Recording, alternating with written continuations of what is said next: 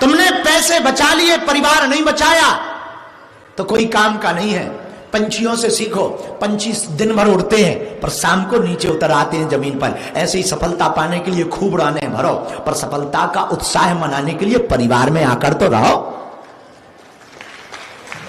ताकि कोई तुम्हारी सफलता पर इतरा तो सके, तुम्हारी सफलता पर ताली तो बजा सके, तुम्हारी सफलता पर प्रसन्न तो हो सके। अब तुम्हारी सफलता अगर हो भी गई और तुम अकेले हो तो किस काम की सफलता, खुद ही ताली बजा लो। जैसे यहां पर विदेशों में होता है, यहां तो मर जाने पे भी कुछ खाक नहीं होता। हमारा भारत बहुत बढ़िया है, कम से कम 13 दिन रोना धोना तो चलता है। तो यहां विदेश में कुछ नहीं होता है, मर गया दिन में जाके कब्र में गाड़ आते हैं, शाम को RIP लिख के बियर पीते हैं। बताओ इतने में निपट गया।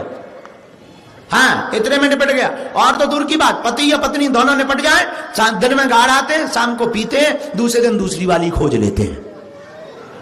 हाँ, हमारे यहाँ 13 दिन तो इसी में निकल जाता है कि गया किस चक्कर में।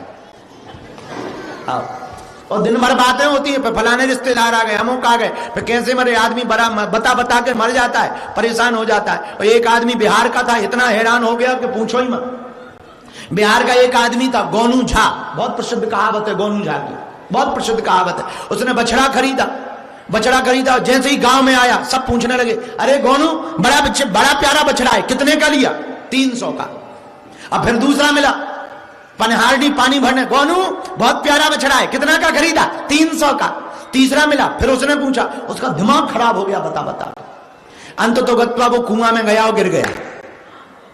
जैसे ही गिरा तो पूरा गांव भरा गया, अरे गिर गया। गांव का काम, पूरा गांव आया, रस्सा डाला और जैसे ही बाहर निकाला सो चिल्ला करके बोला 300 का।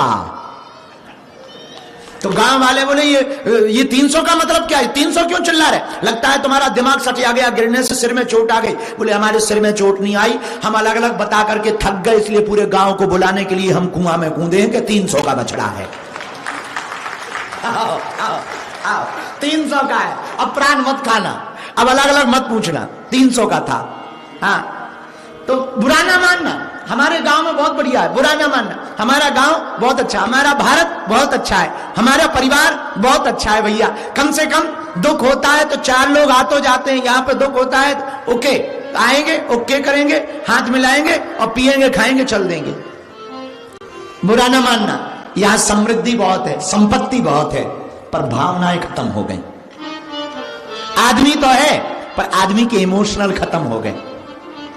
यहां आदमी रो भी नहीं पा रहा और हंस भी नहीं पा रहा। तुम लोगों को हंसने के लिए भी फिल्में देखने पड़ती, और हमारे यहां तो कोई जो है कीचड़ में गिर जाए उसी बात पे हंसी आ जाती है। हाँ, हमारा भारत अद्भुत है। तुम लोगों को हंसने के लिए भी टिकट देनी पड़ती है, 300 रुपया की टिकट लो तब फिल्म देखो, तब तुम लोग हंसते हो। रोने के लिए भी अब तो यहाँ कुछ दिनों बाद ऐसा आएगा कि रोने के लिए हाउस बनेंगे। रोना जरूरी है ताकि आंखें साफ हो सके। हमारा भारत बहुत बढ़िया है, दूसरे के दुख को देख करके भी रो तो लेते हैं। अब अंदर से रोए बाहर से रोए वो बात अलग है, पर कम से कम दुख में खड़े तो हो जाते हैं। परिवार हमारा अच्छा है भैया, बुरा ना मानना, पैसा सब कुछ नहीं होता, परिवार भी सब कुछ होता। राम जी की विजय इसलिए हुई क्योंकि राम जी ने पद को नहीं चुना, राम जी ने परिवार को चुना। रावण की हार इसी में हुई, रावण ने पैसा चुना, परिवार को नहीं चुना, विभीषण का परित्याग कर दिया, इसलिए रावण की हार हुई। तो आशुतोष, अति स्वार्थ बहुत खराब है, अति स्वार्थ से बचो। और चौथी और अंतिम बात, कम बोलो। सफलता पानी है ना, पहले से बताओ मत, पहले विचार कर लो, क्रियान्वयन कर लो, फिर बताओ। पहले विचार, फिर कार्य, फिर प्रचार। और हम लोग क्या करते, पहले प्रचार फिर कार्य, बाद में जब फेल हो जाते तो विचार कि फेल हुए क्यों। लेकिन करो उल्टा, पहले विचार फिर कार्य, बाद में प्रचार करो। और तुम प्रचार करो या ना करो, सफलता पा जाओगे तो अपने आप दुनिया को पता लग जाएगा। तुम्हारा ही एक प्रश्न और है कि सफलता में किन चीजों, सफलता पाने के लिए किन चीजों से बचना चाहिए, ये तो हो गया उत्तर। आपने दूसरी बात बहुत अच्छी पूछी, आप कथाओं में संकीर्तन करवाते हैं। जरा ये माइक ठीक कर देना, थोड़ा और ठीक कर दो, है ठीक ऑलरेडी। आपने कहा कि आप कथाओं में संकीर्तन करवाते हैं, उसके पीछे कारण क्या है? कोई कारण नहीं है।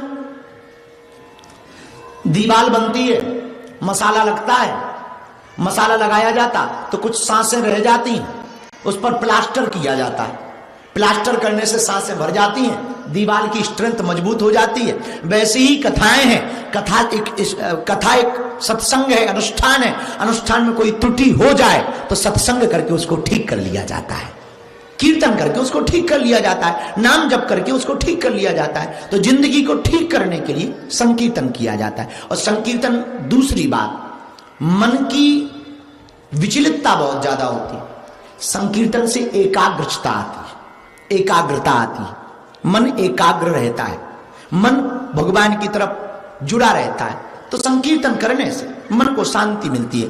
तो हमें लगता है कि संकीर्तन उतना ही ज्यादा जरूरी है जितना भोजन में नमक जरूरी है।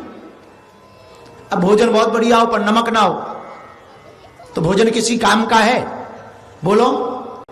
अच्छा, नदी हो पानी ना हो तो नदी किसी काम की है क्या? बोलो। सूर्य हो उजाला ना हो, सूर्य किसी काम का है? मिठाई हो पर मिठास ना हो, मिठाई किसी काम की है? शुगर वालों को तो है, हाँ शुगर वालों को है। अच्छा, कोई व्यक्ति या माता पत्नी या कोई पुरुष या स्त्री सुंदर हो पर नाक कटी हो,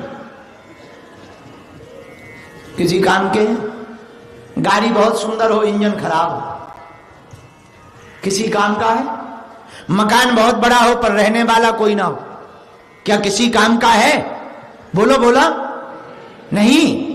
उसी प्रकार जीवन में याद रखना मेरे पागलो, जीवन बहुत सुंदर हो पर भगवान का भजन ना हो तो जीवन भी किसी काम का नहीं है। भजन कैसे करें? भजन के अनेक उपाय हैं। कोई नाम जप करता है, कोई कथा करता है, कोई तप करता है, कोई ध्यान करता है, कोई हवन करता है, कोई मनन करता है, कोई चिंतन करता है। अनेक उपाय हैं भगवान को पाने के, पर सबसे सरल रास्ता क्या है? आहा, रामायण में गोस्वामी जी ने लिख दिया, कलयुग के बल हरि गुण गा,